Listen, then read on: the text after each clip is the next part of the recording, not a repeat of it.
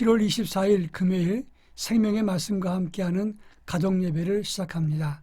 다 같이 찬송가 548장 날 구속하신 주께 1절과 4절을 부릅니다.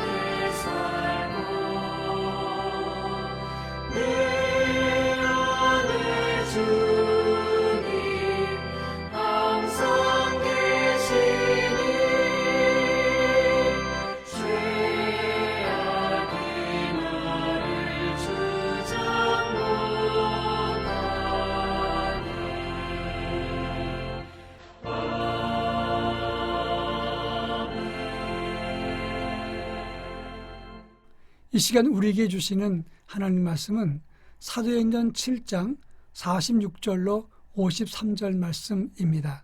제가 하나님 말씀을 봉독하겠습니다. 다윗이 하나님 앞에서 은혜를 받아 야곱의 집을 위하여 하나님의 처소를 준비하게 하여 달라고 하더니 솔로몬이 그를 위하여 집을 지었느니라. 그러나 지극히 높으신 이는 손으로 지은 곳에 계시지 아니하시나니 선지자가 말한 바 주께서 이르시되 하늘은 나의 보좌요 땅은 나의 발등상이니 너희가 나를 위하여 무슨 집을 짓겠으며 나의 안식할 처소가 어디냐. 이 모든 것이 다 내 손으로 지은 것이 아니냐 함과 같으니라. 목이 곱고 마음과 귀의 할례를 받지 못한 사람들아, 너희도 너희 조상과 같이 항상 성령을 거스르는도다. 너희 조상들의 선지자들 중에 누구를 박해하지 아니하였느냐. 의인이 오시리라 예고한 자들을 그들이 죽였고 이제 너희는 그 의인을 잡아준 자여 살인한 자가 되나니 너희는 천사가 전한 율법을 받고도 지키지 아니하였도다 하니라. 아멘. 우리가 신앙생활하면서 가장 경계해야 될 것은 첫 번째로 예배와 예식, 법도와 규례를 잘 지키면서 그 안에 진심과 신앙의 본질을 담지 못하는 경우가 있다는 것입니다.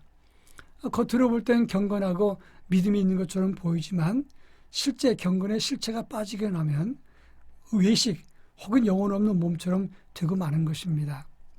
에스겔 37장에 보면 마른 뼈 환상이 나옵니다. 여기서 말하는 마른 뼈는 야벳이라고 하는 뼈인데 바짝 다 삭아버린 뼈, 하에서 손만 대면 부서지는 그런 아무 볼품없는 뼈가 바로 야벳이라고 하는 겁니다. 그런데 하나님 대언을 통해서 그 뼈들이 맞춰져서 몸이 되고 말았습니다. 그러나 에스겔 37장 8절에 보면 그러나 그곳에 생기는 없더라 이렇게 말씀했습니다. 두 번째 대언이 들어갔을 때 그 뼈 몸에서 하나님의 영이 들어간 후에 그들은 하나님의 큰 군대가 되었다. 에스겔 37장 10절의 말씀인 것입니다. 이것은 뭘 말하냐면 형식이 있으면 내용이 차에 있어야 그래야 하나님의 군대가 될 수 있다는 것을 말하는 겁니다. 오늘 우리가 읽은 본문의 말씀은 유명한 스데반의 설교를 다루고 있습니다. 그는 자기를 죽이려고 하는 종교 지도자들 앞에서 이스라엘 신앙 역사를 예를 들어서 설명했습니다. 너희는 하나님의 성전을 가지고 있으면서 그것으로만 스스로 만족하고 교만하고 마음을 굳게 하고 하나님의 성령을 거스린다 이렇게 지적을 했습니다. 본문에서 스데반은 무엇을 말하는지를 잠시 살펴볼까 합니다. 먼저 첫 번째로 47절부터 50절에서 하나님이 솔로몬을 통해서 성전을 지으셨다. 그러나 지존하신 하나님이 어찌 손으로 지은 성전에만 갇혀 계시겠느냐 이렇게 말했습니다. 이 세상 모든 것은 다 하나님 손으로 지으신 것입니다. 그런데 어찌 하나님이 성전에만 계시겠느냐 하는 말씀입니다. 이것은 성전이 필요 없다는 뜻이 아닙니다. 그 당시 유대인들은 성전을 지어놓고 그리고 그것을 자랑하면서 우리만이 하나님의 성전을 지었다, 우리만 하나님을 모시고 위한다, 이렇게 생각했다는 것입니다. 그리고 그들은 속으로 성전이 우리에게 있기 때문에 하나님은 우리 안에만 계신다, 그런 다음에 거기서 멈춰버렸다는 겁니다. 스데반은 바로 이것을 지적하면서 예식과 제사는 있지만 하나님을 자기 안의 전유물처럼 생각하고 정작 하나님의 뜻을 따르지 않고 말씀을 붙잡지 않는 너희는 너희 조상들과 같이 하나님의 성령을 거스리는 자다, 이렇게 말한 것입니다. 스데반이 이렇게 말한 것은 52절에서 옛날 선지자들이 하나님 뜻을 전했을 때 너희 조상들은 그들을 죽이고 그리고 성전의 백성이라고 스스로 말하지 않았더냐, 지금 너희들도 마찬가지라, 이런 말입니다. 사람이 지은 성전 하나님이 갇혀 계시지 않는다. 또 사람의 예식이나 성전 제사나 이건 다 하나님이 내신 것이지만 더 중요한 것은 하나님의 뜻과 구원 계획과 하나님 말씀을 따르는 것이다, 이렇게 말씀한 겁니다. 그러면서 53절에서 너희는 천사가 전한 율법을 받고도 지키지 않았다, 이렇게 지적을 했는데, 이 말은 하나님의 아들이 직접 와서 말씀했을 때 그분은 천사보다 더 존귀한 하나님의 아들이 아니냐, 근데 그분을 거절하고 죽였다, 이렇게 직설적으로 말한 겁니다. 이것은 두 가지 의미가 있습니다. 첫째 의미는 그 당시 종교 지도자들이 형식과 규례를 중요시 여기다가 하나님의 아들을 죽이고 핍박한 어리석음을 지적한 것입니다. 두 번째 의미는 현대적 의미입니다.